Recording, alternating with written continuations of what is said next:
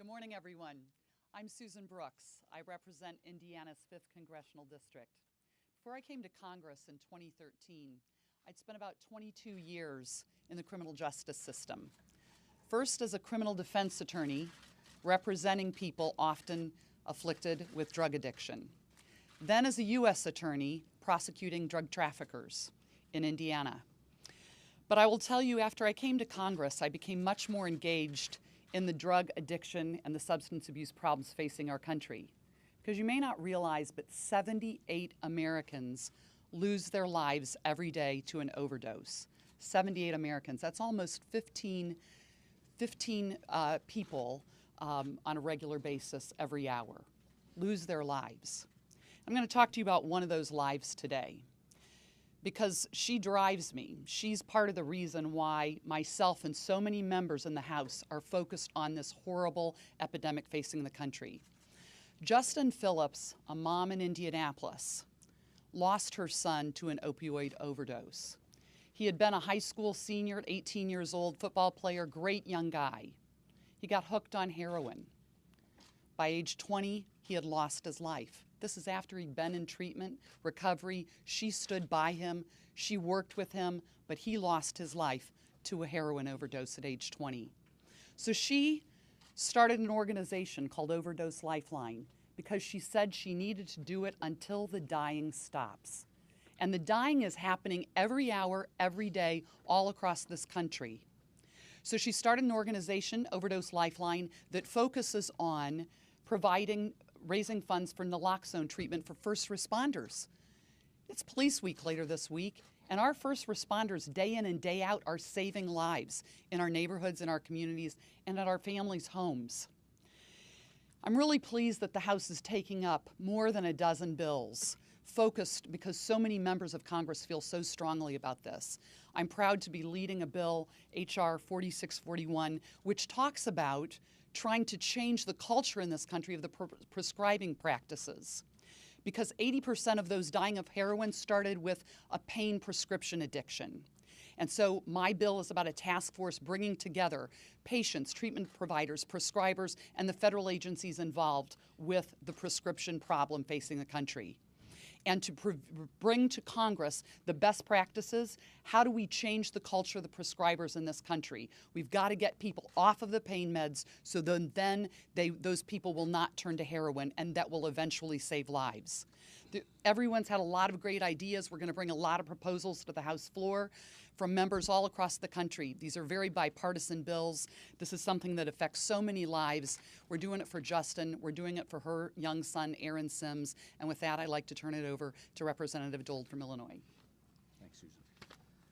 Well, again, I'm Representative Bob Dold, representing Illinois' 10th Congressional District.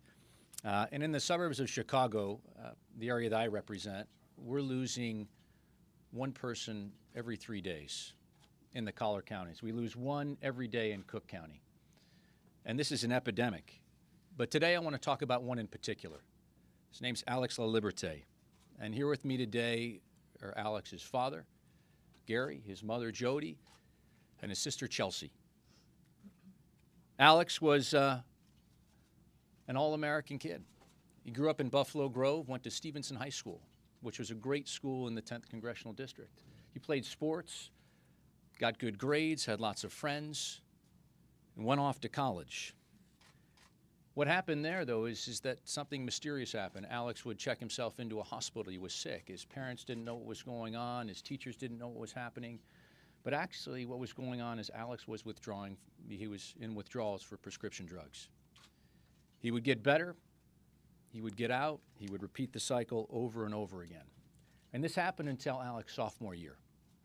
Just before his final exams, Alex actually overdosed on prescription drugs and heroin and died. Just like the story you heard from Susan a minute ago, he was 20 years old. I can't even imagine the pain as a father of losing a child to a heroin overdose, to any sort of an overdose. And frankly, that's one of the reasons why our bipartisan bill, Lolly's Law, which is going to be voted on tonight, named in Alex's memory, is that first step forward. Lolly's Law increases access to the life-saving antidote called naloxone, which has already saved nearly 100 lives in Lake County, Illinois alone in just a little over 1 year. What happened is that the community got together. The Lake County Opioid Initiative said, what can we be doing differently? They worked with first responders. They worked with stakeholders, with students, with treatment facilities. And what they were able to find is that the first responders actually are on the scene faster than the paramedics. The police actually asked, as we go into Police Week, the police actually asked if they could have naloxone because they didn't want to watch someone die while they were just standing there. The World Health Organization says that if we can actually put naloxone out there, we have the opportunity to save an additional 20,000 lives each and every year. Along with the other bills that the House is going to be voting on today, Lawley's Law is a decisive step not only to save young people like Alex from falling victim to drug abuse, but also to help those in our communities struggling to get their lives back on track. Through Lawley's Law and these other bills, it is my sincere hope that Alex's lasting memory will include giving thousands of others a second chance at recovery and sparing their families from this incredible heartbreak. I want to turn it over to the Speaker now to talk about some of these bills. I know some of you are here about a meeting that is happening tomorrow. I'd like to talk to you about a meeting that I had yesterday. I met with the family of Jason Simkakowski. Jason was born and raised in Stevens Point, Wisconsin, a place I've been to hundreds of times. After high school, he entered the Marines. He reached the rank of corporal. He was a son, he was a husband, and he was a father to a precious little girl. 2 years ago, Jason entered the VA Medical Center in Toma to be treated for anxiety. He never went home. Under medical supervision, or the appearance of it, he died of an overdose from opioid painkillers. We now know that Jason's death could and should have been prevented. No one should seek help and receive mistreatment in return. No one. So Jason's family pushed for reforms that will make the VA improve its practices and the way it monitors prescriptions.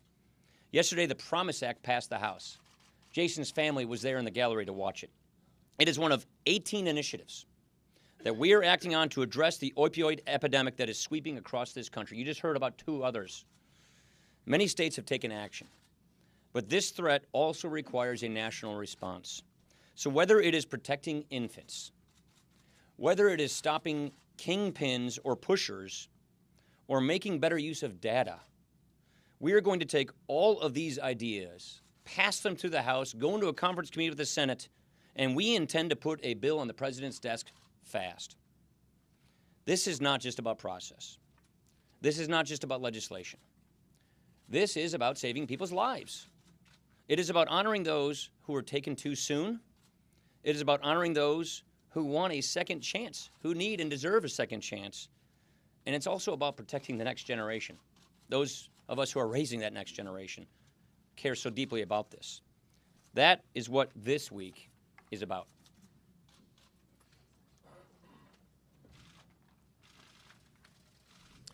As you heard from everyone here, addiction tears families apart.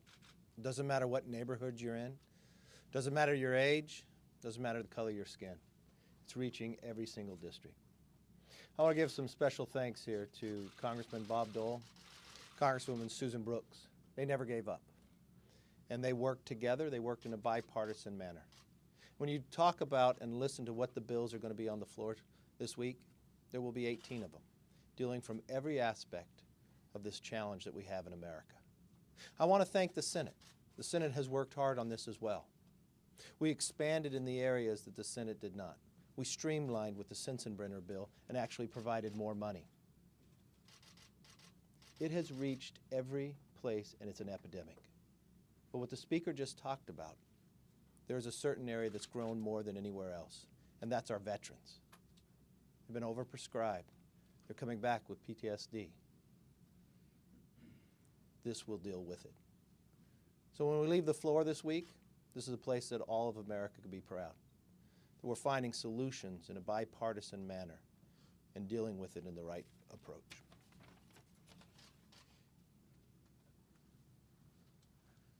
Opioid abuse is a major crisis in America, and the House has taken very targeted and specific action this week to address this problem.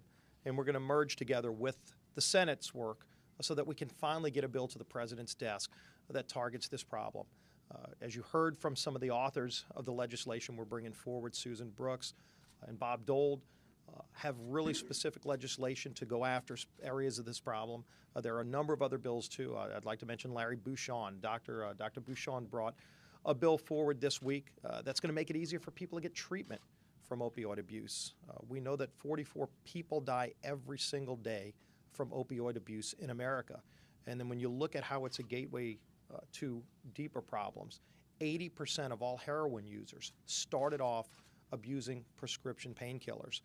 So we're targeting this problem, and it's really good that the House has taken this seriously and moving legislation in a bipartisan way that can actually get signed by the President. Something else we're doing this week is starting to focus on Police Week, standing up for our law enforcement who are on the front lines of protecting our communities, and it's a very difficult job for them. One bill we passed yesterday that truly is saving the lives of law enforcement is the reauthorization of the Bulletproof Vest program. More than 1 million police officers around the country have gotten bulletproof vests to save their lives through this program. So it was important that we passed legislation yesterday that will go to the President's desk reauthorizing the Bulletproof Vest program, which has directly saved the lives of officers all around this country. Well, let me express my sincerest thanks to Alex's family for being here this morning and joining us and representing thousands across the country right now that are directly impacted. I also want to recognize the leadership, the commitment of Representative Bob Dole and Representative Susan Brooks on this important issue. As we come together this morning, we're reminded of the pain and suffering this epidemic has brought to families, neighborhoods, communities in every zip code across this country. For years, I've actually been working on some legislation to ensure proper use of prescriptions. And through that work, I can tell you this issue is personal. And sadly, you don't have to go too far to hear the stories.